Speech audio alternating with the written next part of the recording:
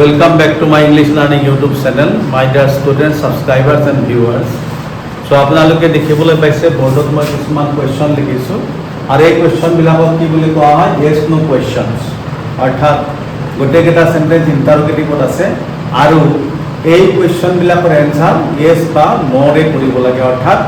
হয় বা নহয়ৰে কৰিব লাগে। সো এইবিলাক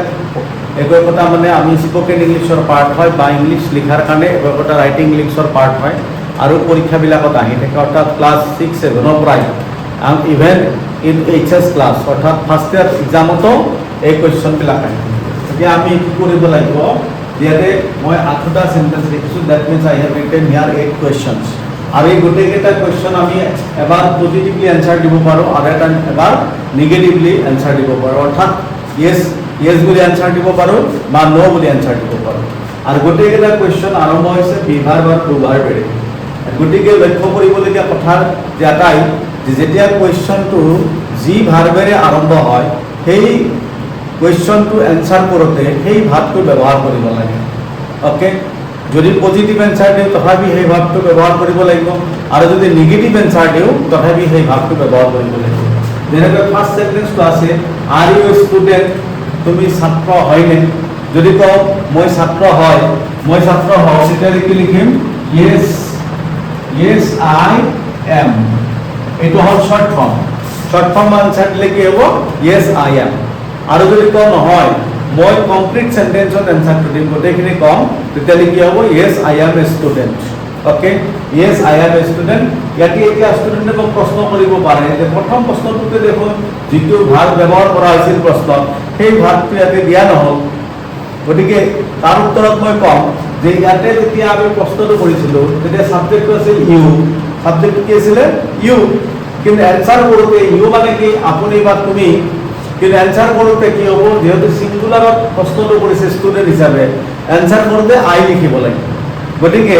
এই আই লিখাৰ লগে লগে আইৰ লগত বিভাৰ আৰ আহিব নোৱাৰে, কি লিখিব লাগিব আই এম লিখিব লাগিব। গতিকে বিভাৰ্বে আহিছে কিন্তু ফৰ্মটো কেৱল বেলেগ হৈছে। সো মোৰ ষ্টুডেণ্ট মোৰ মৰমৰ ছাত্ৰ ছাত্ৰীসকল নিশ্চয় কথাখিনি বুজি পাইছে। যদি কোনোবাই কয় আৰ ষ্টুডেণ্ট ইয়াৰ আনসাৰ কোনোবাই দিব পাৰে yes I am বা I am a student লিখিব পাৰে অৰ্থাৎ শৰ্ট ফৰ্মত I am আৰু নহ'লে কি লং ফৰ্মত I am a student আৰু I am তেনেকৈ লিখিব পাৰে I am লিখিলেও কি হৈ যাব yes I am। ওকে, এনসাৰটো হৈ যাব নাইবা যদি ফুল ফৰ্মত লিখি দিলে কি হ'ব yes I am a student, I am a student। Okay, আৰু যদি কয় নাই মই ষ্টুডেণ্ট নহয় তেতিয়াহ'লে কি কৰিব no I am not a student। Okay,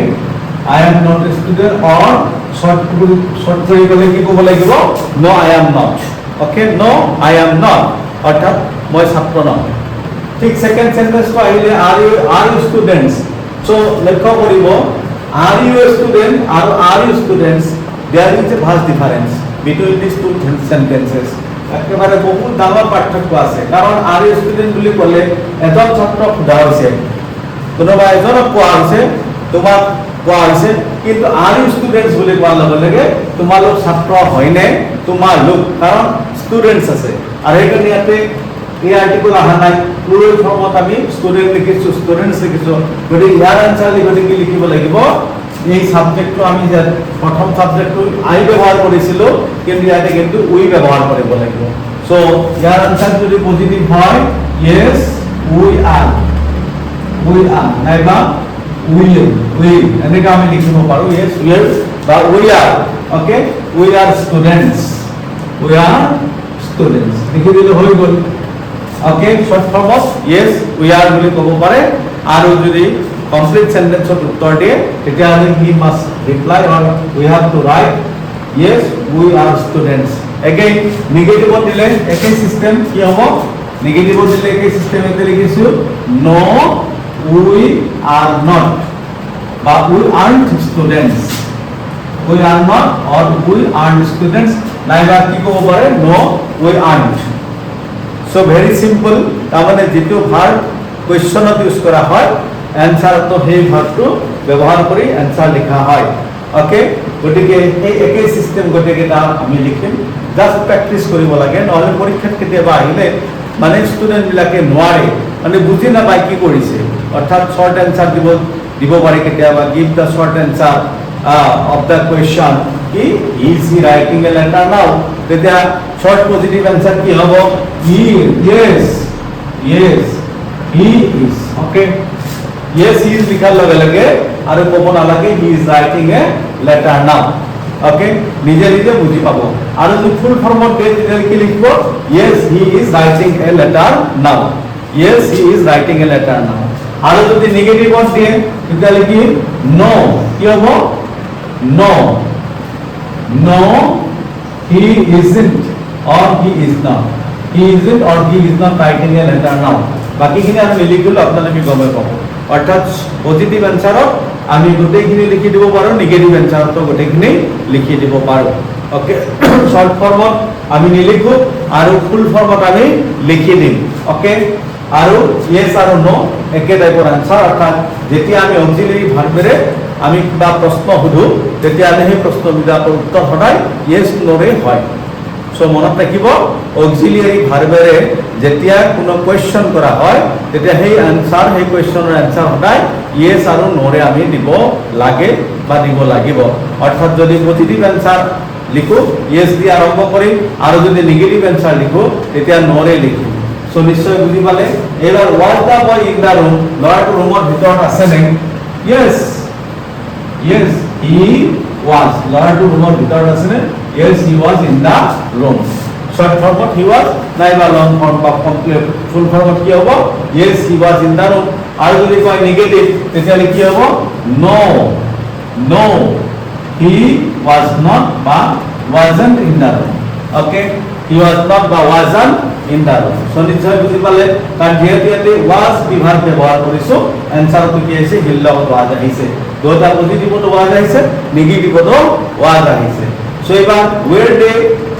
waiting for you এই সেন্টেন্সটো কি কৰে were they waiting for you yes কি হ'ব yes they were waiting for এবাৰ কিন্তু এটা কথা আছে ইয়াতে কি আছে ইউ আছে যেহেতু কোৱেশ্চনটো মোক কৰিছে গতিকে এবাৰ ইউটো অবজেক্ট হিচাপে ইউজ হৈছে গতিকে এবাৰ ইয়েস বা নো টাইপ এনসাৰত ইয়েস নো আনসাৰত আমি কি কৰিম আমি এই ইউটো মিলৈ পৰিৱৰ্তন কৰিম বা যদি প্লুৰেল ফৰ্ম বুলি ভাবা হয় আসো লিখিব পাৰো গতিকে এইটো কথা লক্ষ্য কৰিব ফুল ফৰ্মত yes they were waiting for me or yes they were waiting for us naiba yes they were okay yes they were short form yes they were aro long mane full form yes they were waiting for me or yes they were waiting for us ako negative ki hobo no they weren't waiting for me or us likhile hoi jabo orthat mane যেটো ইচ্ছাই যদি short answer হয় তেতিয়া ইয়াতে হে হৈ যাব আৰু যদি কয় কমপ্লিট আনসাৰ বা ফুল ফৰ্মত আনসাৰ তেতিয়া গোটেইখিনি লিখিব লাগিব কেৱল এবাৰ এই ইউটো কি হ'ব হয়তো মি হ'ব নহলে কি আস লিখিব লাগিব so next do you know how to drive a car এবাৰ ডু ভাৰ্বেৰে কোৱেশ্চন কৰিছে সো ইউ আছে যদি ইউৰ জাগাত কি লিখিব আই লিখিম ইয়েস ইয়েস আই ডু কি লিখিম ইয়েস আই ডু নিশ্চয় বুজি পালে ইয়েস আই ডু আৰু যদি আমি ইয়াক লং ফৰ্মত আনসাৰটো দিও তেতিয়া লিখিম yes I know how to drive a car আৰু যদি কৈছে পজিটিভ শৰ্ট আনসাৰ তেতিয়া কি হ'ব ইয়েস আই ডু ইয়াত কি আৰু বেলেগ লিখিব নালাগে তেতিয়া মানে do you know how to drive a car তুমি গাড়ী চলাব জানানে মই কলো ইয়েস আই ডু তাৰমানে মই গাড়ী চলাব জানো শৰ্ট ফৰ্মত এইখিনি হ'ব আৰু যদি কয় গোটেই কমপ্লিট সেন্টেন্সত দিব লাগিব তেতিয়া yes I know how to drive a car এবাৰ যদি আমি নেগেটিভ আনসারটো দিও তেতিয়া কি লিখিব লাগিব no I do not or I don't আৰু ফুল ফর্মত কি হ'ব no I don't how to drive a car sorry no I don't know how to drive a car কি লিখিব লাগিব no I don't know how to drive a car or short ফর্মত কি হ'ব নো আই ডোন্ট সো নিশ্চয় বুজি পাই আছে আৰু এইবিলাক আমাৰ চাকৰি প্ৰাৰ্থী যিবিলাক আছে তেওঁলোকৰ ইন্টাৰভিউৰ সময়তো অৰ্থাৎ এডিআই হওক বা কিবা তেনেকুৱা হওক এই পৰীক্ষাবিলাকত এনেকুৱা কুৱেশ্যন আহি থাকে সো ভিডিঅ'বিলাক চালে আপোনালোকে গম পাব এই সৰু সুৰা কথাবিলাকৰ যিবিলাক ভুল মানে হৈ থাকে সেইবিলাক কিন্তু ৰেক্টিফাই হ'ব সো নেক্সট আহিল does the girl dance well ছোৱালীজনী ভালদৰে নাচেনে যদি তো হয় নাচে yes yes the girl or গাৰ্লৰ হলে কি লিখিব পাৰো yes she does okay yes she does কি লিখিম positive answer yes the girl does or yes she does আমি গাৰ্লৰ হলনে আমি pronoun she ইউজ কৰিব পাৰো কোনো কথা নাই আৰু যদি কমপ্লিট আনসারটো লিখি কি হ'ব yes the girl dances well yes the girl dances well আৰু এবাৰ নেগেটিভ হলে কি no কি হ'ব no the girl doesn't no the girl doesn't or no the girl does not know how to no the girl does not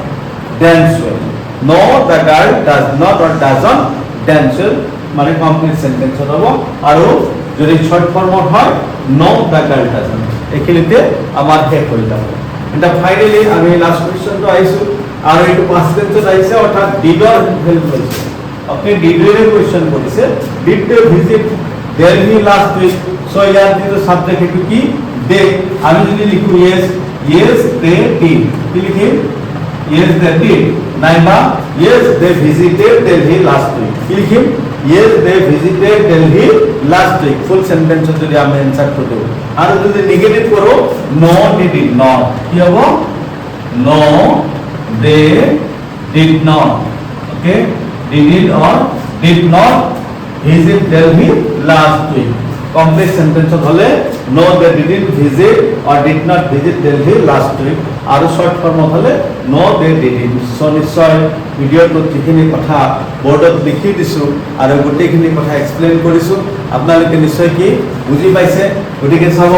yes no কোৱেশ্চনত আমি কি কৰিব লাগিব অৰ্থাৎ অক্সিলাৰি ভাৰ্বেৰে যেতিয়া কোনো কোৱেশ্চন আৰম্ভ হয় এই কোৱেশ্চন বিলাকৰ আনসাৰ সদায় yes no ৰে হয় yes no বুলি কোৱাৰ লগে লগে আৰু এটা কথা লক্ষ্য ৰাখিব লাগিব যেটো অক্সিলাৰি ভাৰ্বেৰে কোৱেশ্চন কৰা হয় আমি আনসাৰ বা ৰিপ্লাই সেই অক্সিলাৰি ভাৰ্বটো ব্যৱহাৰ কৰিব লাগে যেনেকৈ ডু ভাৰ্ব ব্যৱহাৰ কৰিলে short ফর্মত I do he does বা he did বা do not বা don't does not বা did not ব্যবহার কৰিব লাগিব বাকি আমাৰ অক্সিলাৰি ভাৰ্ব যেনেকৈ থাকিব ঠিক তেনেকৈ আমি ব্যৱহাৰ কৰি এই yes no কোৱেশ্চনৰ আনসাৰ আমি দিব পাৰো সো নিশ্চয় গোটেইখিনি কথা বুজি পালে সো মই আৰু এবাৰ সেন্টেন্স কিটা কৈ দিছো are you student yes I am or I am a student আৰু কি no I am not a student বা no I am not are you students এটো প্লুরালত আছে কাৰণে yes we are বা we are students no we are not students again he is writing a letter now yes he is writing a letter now or no he is not writing a letter now again was the boy in the room yes he was in the room or no he wasn't but he was not in the room again were they waiting for you yes they were waiting for me or no they were not waiting for me so do you know how to drive a car yes I do or yes I know how to drive a car or no I don't or no I don't know how to drive a car নিশ্চয় বুজি পাইছে does the girl dance well yes the girl or she does নাইবা yes the girl dances well or yes she dances well নাইবা negative কি হবে no the girl does not dance well no the girl doesn't dance well or নাইবা no the girl doesn't এখানে সমাপ্ত হৈ যাব and finally last one did they visit Delhi last week yes they did or yes they visited Delhi last week নাইবা negative হলে no they did not or no they did not visit Delhi last week so more মৰমৰ ছাত্ৰ ছাত্ৰীসকল viewers আৰু সাবস্ক্ৰাইবাৰ্ছ নিশ্চয় ভিডিওটো আপোনালোকে বুজি পাইছে কিবা যদি প্ৰশ্ন থাকে আপোনালোকে কমেন্ট কৰি জনাব আজি ভিডিওটো এইখিনিতে সমাপ্ত কৰিছো ধন্যবাদ